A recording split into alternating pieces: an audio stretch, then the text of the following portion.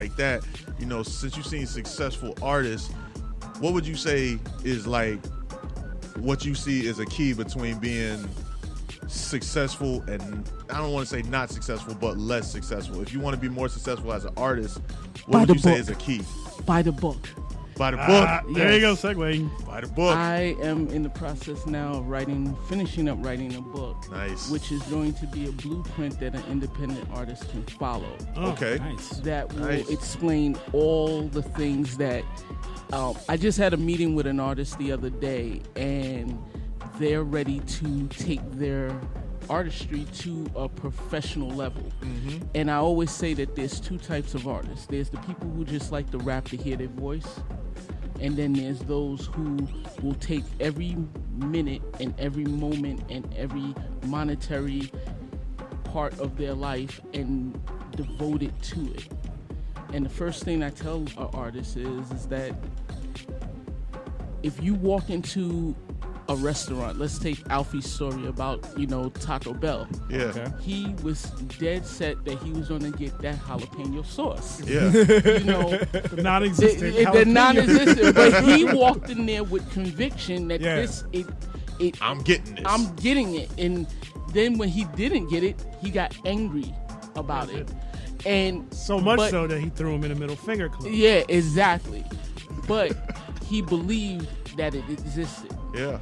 So you can't walk into something that you feel is a part of your essence and have doubt.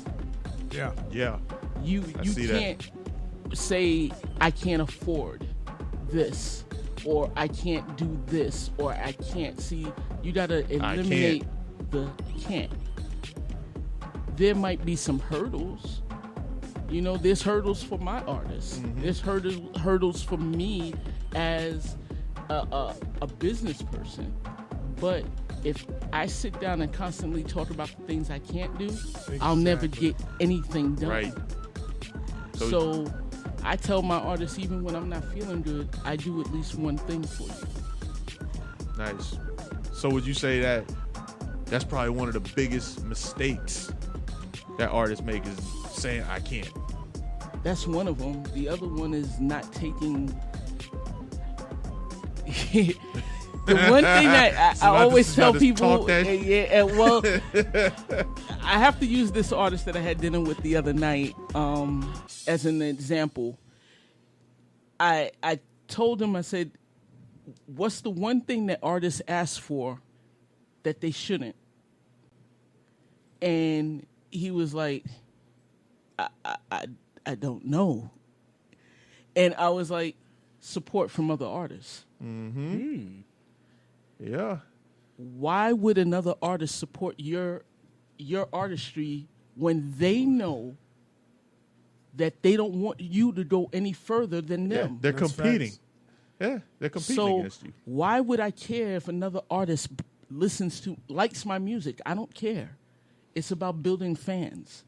People who are genuinely interested in you. Now, here's the problem. As an artist, most artists don't know what it takes to be an artist. Mm. And the artists that do understand what it takes are not going to tell you. Right.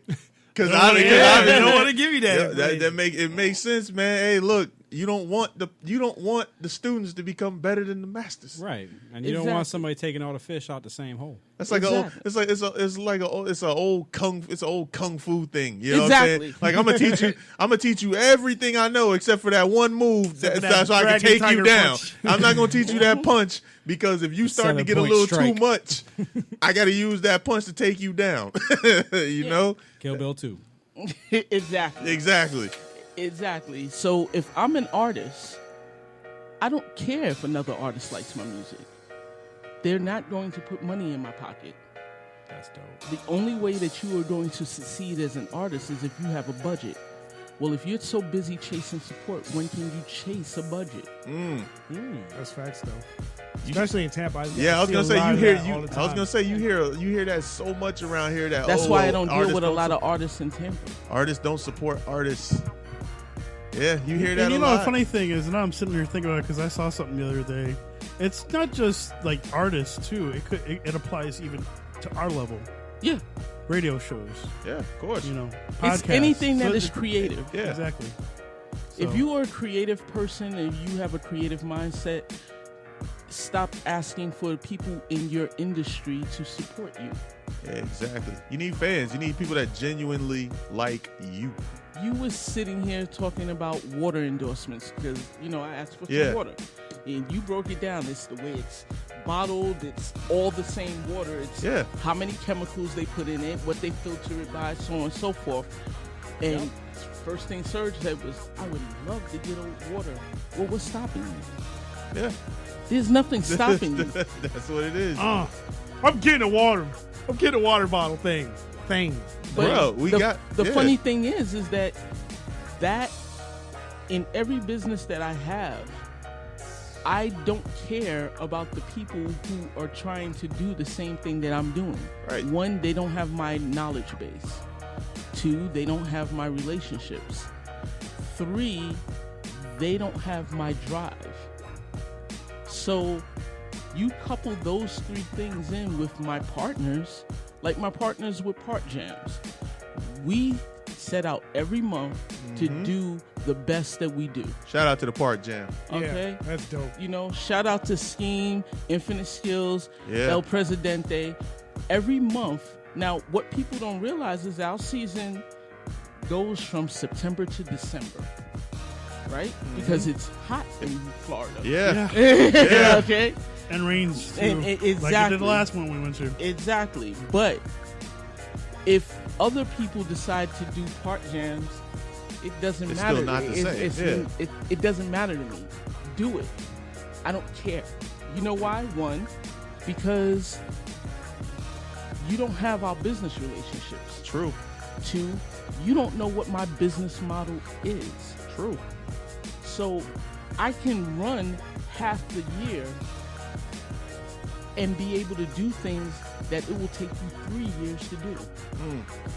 Before we even decided to do the first Part Jam, we sat down for a year and a half and discussed it. Yeah. When you don't, I guess when you build a business model, you don't worry about it. You don't worry about competitors. Yeah. Yeah, that's true. You got to worry about just your worry own about getting it business. off. Well, yeah, but you got to worry about how you're going to streamline your business, set up your business model, and if somebody just sees you doing it, it's like they see the end result. Exactly. But they don't see everything it took to get to that. Like you could look at Jay-Z and be like, okay, I'm gonna copy what Jay-Z did, but you can't because you didn't go through what he went through, and he's not telling you, you know what I'm saying, how he got title. You can sit and look and be like, okay, if I do this or I do this, but you don't have the same, like you say, the same relationships. You don't know what he knows, you don't know who he knows, and you don't know how he navigated all that. You know what I'm saying? So yeah, I totally get that. That's good. Gems are being dropped, people. That's right. Y'all pay attention. Gino Lexus on the way. Oh, Word? Yeah. Uh-oh. He got off early. He said, I'm coming. I'm racing over right now. You can hear it. He probably has this on right now. We're We're waiting for you, Gino. Yeah. DG Reality is waiting for you, Gino. Shout out. waiting for you, Gino. Yeah, shout out, Gino. We know you got the kids in the back seat, and they holding on for dear life. But it's the same thing. Like, I actually have 5 businesses. Like, nobody knows this. And y'all are, like, I just sit down. Like, I think people think I troll people all day on on social media. I think that's what they think. Like, damn, she ain't got no job. Or if she does have a job. No, this is what I do 24/7. Nice. Right now, I'm working. Exactly. Right now, he's working. That's right. I don't know what he does, but he's working. He has not succummed to the Reaper yet. No, either. he's not going to either. No, he's fighting it, though. He slumped down, the hat then came up a little bit. It's coming. I have a digital internet marketing company where I'm working with corporations. That's what I do. I handle a handful of artists because it's hard dealing with artists. Exactly. Yeah. And they don't understand because they've been mistrained for so long. So the first thing I have to do is break down their current mind state and then rebuild it. Sounds like military, the guy, in a way. pretty much. Yeah. And like the artist that I had dinner with the other night, he was, asking, he wants to work with me. And I was like, the first thing I'm going to tell you to do is explain to me who you are as an artist. Mm-hmm. And that's one of the problems. Most artists don't know who they are. Yeah. Yeah. So therefore, how can I believe you? Yeah. That makes sense. A lot of them out there just trying to get a check. But how can you get a check if you don't know who you are? Or you don't even really know what you're pushing. Yeah. Or, you the trap guy, you the conscious guy, you the you're this, are you the group guy? Can you work with people? Can you not work with people? What's your sound? What exactly? And this was, now he brought me a record. Record is dope. And I had to tell him, I was like, this is a very dope record. Shout out to Mad Smooth. Yeah, that's my dude. Yeah, yes. Shout out to Mad Smooth. Yeah. He got one. Shout out, Mad I love Smooth. you, Mike. But I told him, I said, this record is bigger than you. It's bigger than you. It's a straight up radio record, but we can get you to the point where you and your record are parallel. But first, you have to understand who you are as an artist. And most artists don't know that. So that's why I'm writing the book.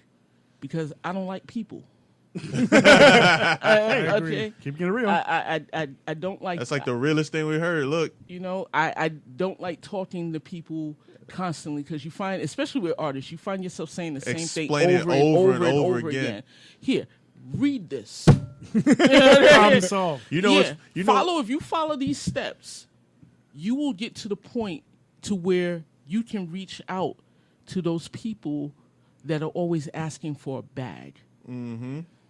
The first thing this guy said to me is, I can't afford you. Well, you've lost already. Yeah. Because you don't even know what my price is. You don't even know what the price is. How you going to say you can't afford it? I was thinking that same, that's the first thing that popped into my mind. And I tell people that all the time with me as far as a DJ. Everybody always says, why don't you DJ out here in Tampa more? Because they can't afford me. And everyone that you see me working with, I have a relationship with. Mm-hmm. Like with Gino.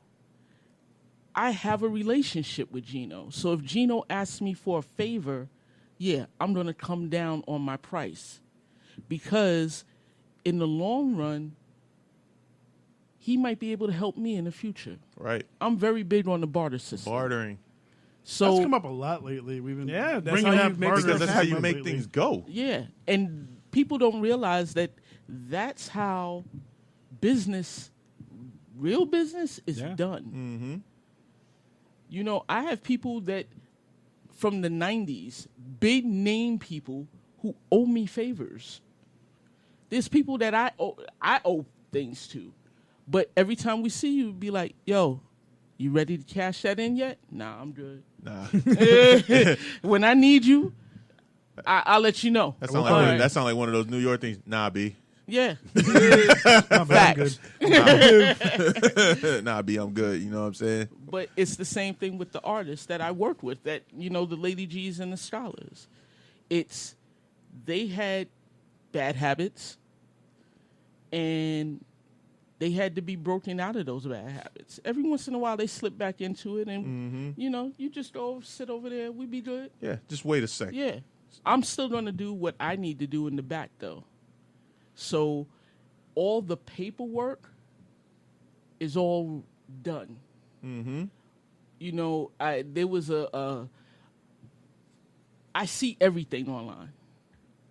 I always tell people that, people don't understand the power of social media. Nah. Okay? They don't understand. One, I have my master's in internet marketing. Nice. So I understand the science behind social media. So when I see a post, I'm quick to respond to it, especially when I think some people think that they could throw shots at me, and I'm petty. Yeah. I'm starting to learn that about